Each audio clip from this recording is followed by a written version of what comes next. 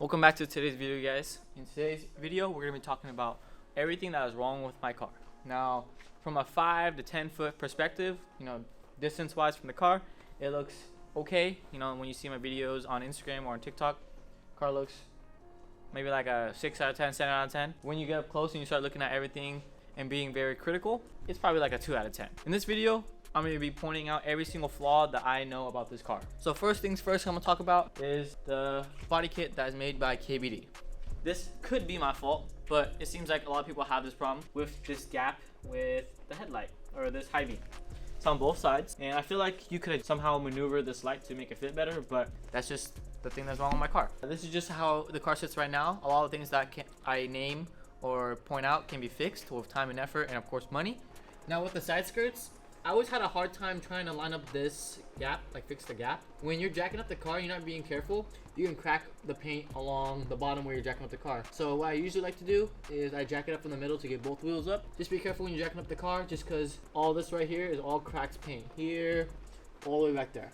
Now, if you're paying attention to all the flaws with the rear bumper, here are a couple to point out. It has this gap between the headlight and the rear bumper. When I was attaching the bracket to the bumper to attach it to the body, I had to trim a little bit out just because it was hitting the body kit. But instead of trimming the bracket, I decided to trim the body kit, which is really stupid. Another thing to point out is this gap between the tail light and the bottom line right here. On the other side there is a hole, but on this side there is not a hole, but the body kit still protrudes from this body line. As for the driver's side skirt, this gap is here from me not doing a good job of trimming it. Now for the front of the side skirt, this gap I have yet to trim and make it perfect. And if you have KBD products yourself, you'll know that the side skirt never unwarped from the middle of the side skirt. I have a metal bar to reinforce it, but now the reinforced bar is not helping. It needs to be stretched all the way across the full length of the side skirt for it to look nice. If I were to jack up the car right now, the side skirt would stick out like. Now, if you own an SC300 or 400 yourself, you'll know that these things are boats. They're whales. They're super heavy cars. My body kit that is made out of polyurethane does not help. Plus, my CD999 manual transmission adds a lot of weight to this car. While we're on the topic of my manual transmission, let me talk about some of the problems that came with the manual swap. With this manual swap, the AC is super loud just because the throwout bearing always makes a noise when you're at a stop sign or if you're idling. This window trim piece cracked.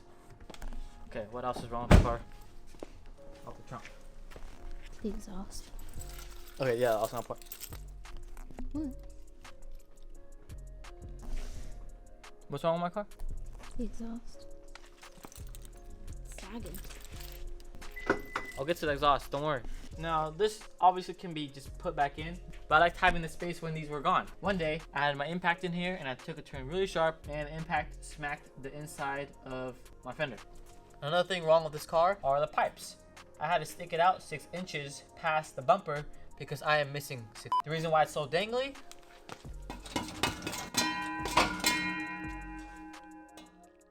but because they built the exhaust pipes going nearly under the diff, it's kind of hard to remove the diff without removing the exhaust. So in order to remove the exhaust, I had to cut off the 2 hangers that were supported to make this exhaust not hang so low. Does that make sense? Now, since I wanted this car to be low, I decided to roll my fenders at first. Since I rolled them, they started dimpling and it started pulling the corner under itself and it started to dimple. So what did I do? I unrolled it by using some pliers, pulling it down and then cutting it and then siliconing it so that it would not rust in the future. A result from that is that the 2 metal sheets split, and now if you didn't silicone it yourself, there would be water shooting up in here all the time and possibly rusting out your quarter panels. What's another thing wrong with my car? Well, the headlight over here is white. It's clear. Over here, it's the same color as me. Yellow. Also, zoom in on this one. Do you see that? What can I put in there right now? Paper towel. Some fish. This, I don't know why, but it's full of water. Okay, I'm starting to run out of ideas what is wrong with my car. What would you say is something wrong with my car? Passenger seat is always dirty. There's a bunch of stuff in there. Not really it's just passenger that doesn't princess count, type. You need chrome wheels. Chrome wheels? I don't think black suits your car. Okay, these aren't black though. I know those are a lot better, but yeah, those are better. But I like chrome on your car. It matches like the headlights and stuff well. The headlight that is yellow? You mean do I need yellow wheels? Ew, no, yellow was the worst color you could put on this car. Alright, I'm putting opinion. in this picture. Tell me in the comments if you think it is ugly. If you like it, then you see what I'm trying to get at. But if you don't like it, then you are exactly like her. What's that supposed to be? At least I don't have red wheels. I just think yellow wheels in general are, and gold wheels in general. You liked someone else's Stinger with red wheels. That was like the ugliest car. A dark red. No. It was so dark it was almost black. Those wheels were beautiful. No. When I was doing the radio and I had to take a bunch of the bolts out to remove this trim and to remove the center console, I missed a couple bolts putting it back together. And when I'm driving and it's like rumbly, you hear that?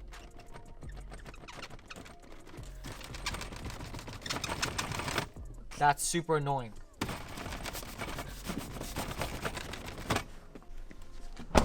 See, that is also something else wrong with this car. I don't understand how the passenger's door is more used than the driver door. Because whenever she tries to close it, it does this. Doesn't close all the way. You just like slam it super hard.